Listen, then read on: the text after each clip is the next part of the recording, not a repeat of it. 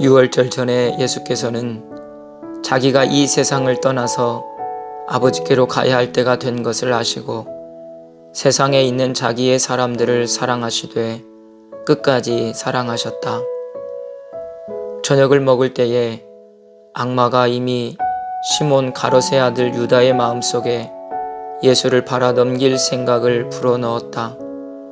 예수께서는 아버지께서 모든 것을 자기 손에 맡기신 것과 자기가 하나님께로부터 왔다가 하나님께로 돌아간다는 것을 아시고 잡수시던 자리에서 일어나서 겉옷을 벗고 수건을 가져다가 허리에 두르셨다.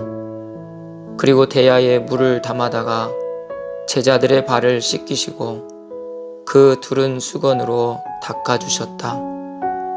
시몬 베드로의 차례가 되었다. 이때에 베드로가 예수께 말하였다. 주님, 주님께서 내 발을 씻기시렵니까? 예수께서 그에게 대답하셨다. 내가 하는 일을 지금은 내가 알지 못하나 나중에는 알게 될 것이다. 요한복음 13장 1절부터 7절 말씀.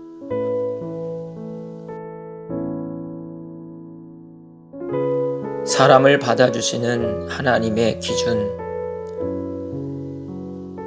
일반적으로 사람들이 다른 사람과 관계를 맺을 때는 전체가 아닌 부분적으로 받아들이는 경우가 많습니다. 외모가 반듯하다거나 사업상 이용 가치가 있어서 무료한 생활의 말동무가 되기 때문에, 사회적 지위 때문에, 재능이나 재물 때문에 관계를 가집니다. 이 범주에 들지 못하는 사람들은 관계에서 소외됩니다. 그러나 관계에서 소외되지 않고 서로 이용 가치가 있어서 관계를 맺고 사는 사람도 그 관계 역시 피상적인 것이기 때문에 소외를 느끼며 살아가게 됩니다. 소외를 느낀다는 점에서는 관계에서 제외된 사람이나 자기 나름대로 열심히 관계를 맺고 사는 사람이나 같습니다. 우리는 제자들의 발을 씻기시는 예수님의 모습에 매우 소중한 메시지가 담겨 있음을 보게 됩니다.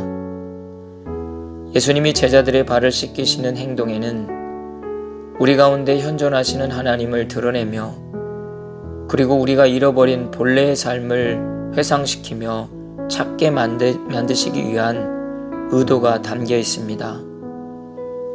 발은 우리 몸의 중심을 세워주는 지체이면서 누구에게나 내보이기를 꺼려하는 부분입니다.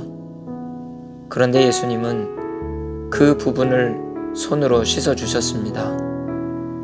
이 모습에서 우리의 한 부분이 아닌 전체를 받아주시고 품어주시는 하나님을 만나게 됩니다. 하나님은 사랑이시므로 이용 가치가 있을 때에만 우리와 관계를 맺으시는 것이 아닙니다. 하나님은 우리 전체를 보시고 한 인격으로 받아들이십니다. 그 외에 다른 어떤 것도 우리와 관계를 맺으시는 조건이 되지 않습니다. 하나님께는 모두가 하나님의 은혜가 필요한 사람들이며 하나님의 사랑 없이는 살 수 없는 사람들이며 그들 모두가 하나님의 사랑의 대상입니다. 단지 차이가 있다면 인간 자신에게 있습니다. 자신이 하나님의 사랑을 깨닫고 받아들이는 사람, 그렇지 않고 하나님의 사랑을 받아들이지 못하고 살아가는 사람이 있을 뿐입니다. 우리가 잃어버린 삶을 찾는 것은 우리의 의로움, 우리의 헌신으로는 불가능합니다. 오직 하나님의 사랑 안에서 하나님과 인격적 사귐이 이루어질 때에만 가능합니다.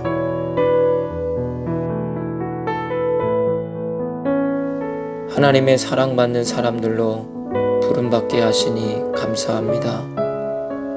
주님, 우리에게 하나님을 발견할 수 있는 눈과 생명을 아끼는 마음을 허락하셔서 날마다 주님을 닮은 사람들로 살아가게 해 주십시오.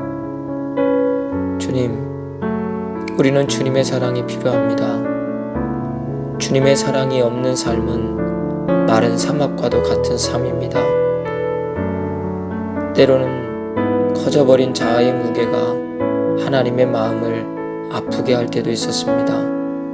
그러나 주님, 결국 깨닫는 것은 주님의 사랑이 없는 삶은 허무한 삶이라는 사실입니다. 이제 주님의 사랑에 깊이 뿌리 내린 자가 되겠습니다. 그 사랑의 힘으로 이웃을 섬기며 살겠습니다. 주께서 우리의 도움이 되어 주십시오. 예수님의 이름으로 기도드립니다. 아멘.